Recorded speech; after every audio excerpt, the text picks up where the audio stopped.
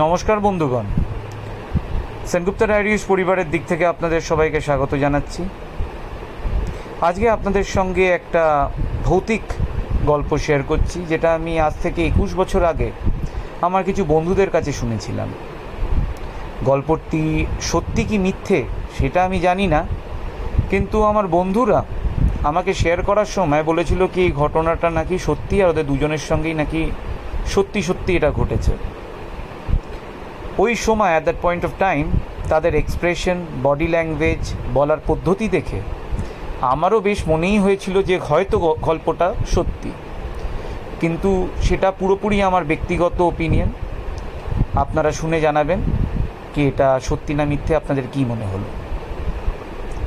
তো 21 বছর আগে তখন আমি কলকাতার মফস্বলে একটি টাউনে থাকি, আর আমার এই দুই বন্ধু যারা একটু বেয়াদব প্রকৃতির ছিল, তারা তার পাশের একটি টাউনেতে থাকতো।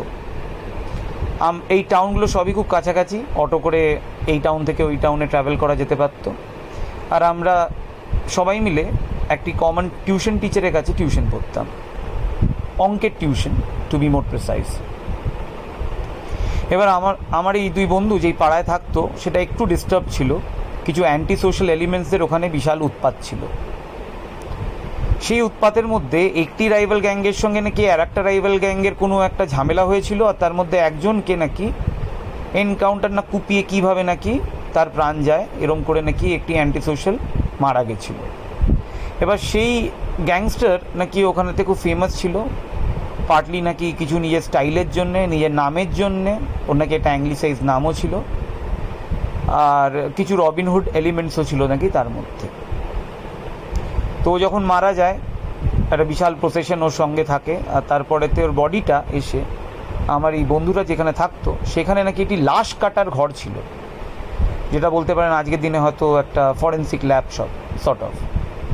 তো বডিটা ওখানে আসে, আর যখন বডিটা নাকি ওই লাশ কাটার ঘরে ছিল তখন আমার এই দুই বন্ধু টিউশন পড়ে ওই বিল্ডিংটার পাশ দিয়ে যাচ্ছিল।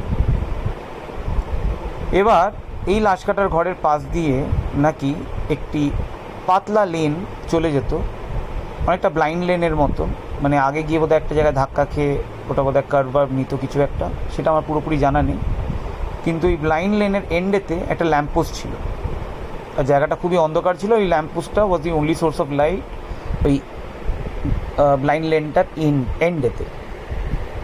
এবার আমার এই বন্ধুরা তখন দুজনেই স্কুল স্টুডেন্ট, এদের মধ্যে হঠাৎ করে প্ল্যান হয় এই কে ওদের মধ্যে হঠাৎ করে নিজের জায়গা থেকে, মানে মেন রাস্তা থেকে দৌড় মেরে একদম ওই ব্লাইন্ড লেনের এন্ড অবধি গিয়ে ওই ল্যাম্পপোস্টটাকে টাচ করে ওরা আবার ফেরত আসবে, যে জিতবে সে বোধহয় আর একজনকে খাওয়াবে, এরকম কিছু একটা প্ল্যান দুজনের হয়েছিল। এবার দুজনে 1 2 3 বলে রেস শুরু করেছে। এবার তারপরে যেটা ঘটেছে সেটা যে কোইন্সিডেন্স না কিছু অলৌকিক সেটা আপনারাই জাজ। সেটা হচ্ছে যেই মোমেন্টে ওনারা ওই ল্যাম্পপোস্টার তলায় গিয়ে পৌঁছেছে আর ওটাকে ছুঁয়েছে, হঠাৎ করে ল্যাম্পপোস্টের আলোটা কীরকম একটা ফ্লিকার স্টার্ট করলো, কাট কাট কাট কাট কাট করে একটা ফ্লিকার করছে। আপনারা জানেন কি আগেকার দিনের ওই বাল্বগুলো ফ্লিকার করলে কীরকম একটি আওয়াজ হতো, তো ওই আওয়াজটাও তার সঙ্গে হচ্ছে। তো হচ্ছে আর তার সঙ্গে সঙ্গে একটা কারুর গলাতে কফ আটকে গেলে যদি গলাটাকে পরিষ্কার করলে যেরকম একটা টাইপের আওয়াজ হয়, সেটা নাকি কনসিস্টেন্টলি